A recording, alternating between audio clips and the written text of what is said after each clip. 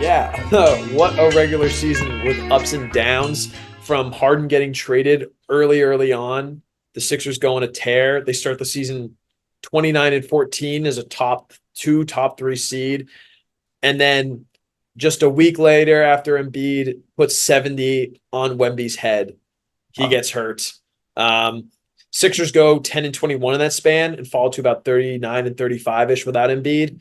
They're on the outside looking in. They're in the play-in tournament, but then they go 8-0. They close out strong. They beat the Heat in the play-in game. Embiid comes back, but he's not completely healthy. We see Maxey as a one player, and Embiid does his best. Seems like on a hobbled leg. No, I want to hear your perspective on this. Maxey has an all-time game 5, and that's a fun, entertaining series that goes 6, unfortunately, and you guys bump out. Yeah, first round exit. I think the vibe the whole year, and we'll get to this, was like it was all transition year. I mean, we could have made a move at the deadline and traded Tobias for Zach LaVine, and like that could have been our move. And I'm glad we didn't. We'll get into that. But like it was a transition year. James Harden calls our GM a liar a year ago today. Pretty much like it was ups and downs. It felt like Ben Simmons all over again, pretty much. Like we had a guy on a team he didn't want to play. We start the season, as you said. I mean, it started. Embiid dropped 70. He gets hurt. We went out on the West Coast and we lost to Portland. We lost to Denver. We lost to the Warriors. We almost lost to the Jazz. Like Embiid was out. Things were falling a little bit. And then, got to the play-in. We were trying to avoid the play-in as much as we could. And then made it to the play-in. The Nick Batum game went crazy in the fourth quarter. I love Batum. I'll get to that. Like I think that was a tough loss that we won't have him this year. I think he's a stud. And then we get the Knicks. And we played them tough. I mean, Embiid gets hurt in game 1 pretty much. He had that monster slam on Anunoby. And he threw it off the backboard. And then, it was a competitive series. Every game was super close. And we can get into the series a little bit. But Maxey, I mean, game 5. That was the highlight of the year, the big shot, kept our season alive, gave us another chance. And then fell in game 6, really kind of got blown out. Buddy Hield went crazy a little bit and got us back in that game.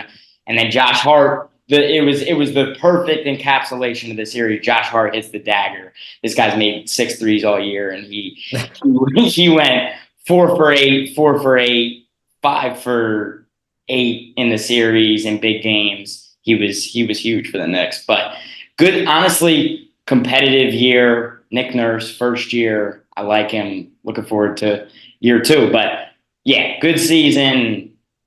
Fall in the first round, but it was a transition year for the most part. Yeah, and going over the deadline really quick, I feel like that's the biggest encapsulation of it being a transition year. It was like we know we have a good team, but and I'll get to this later. I'll do the play-by-play by year of how much this team has changed. But it felt like you guys knew changes need to come.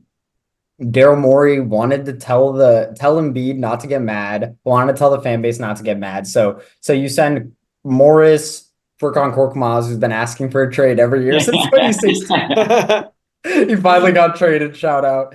But you trade Morris, Korkmaz, 3 second-round picks for Buddy Hield, who walks.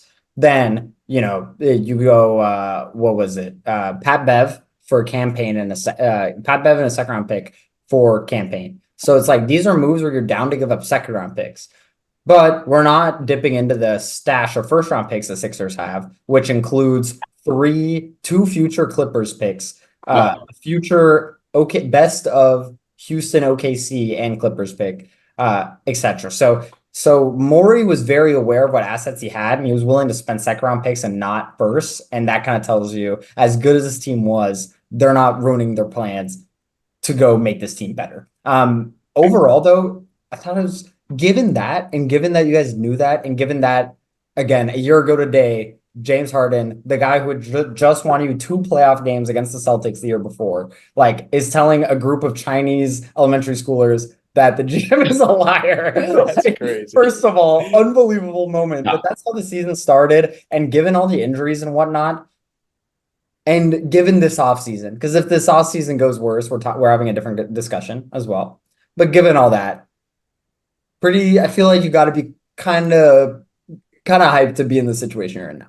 It is. I've never been in a standpoint where like the Sixers have leverage with like future moves. Like every year was just getting off Ben Simmons, and then last summer it was, what happened with Harden. The fact that Morey was still able to get 2 first-round picks, Batum, who played key minutes in the playoffs and played well. We got KJ Martin, who we'll get to, who I think he could be a flip this year at the deadline, I think. But, we had no leverage last offseason, and now, we have Maxey, who's progressed, and we'll get to Paul George. And it worked out, and we got 2 firsts out of a situation that looked super bleak just 1 year ago.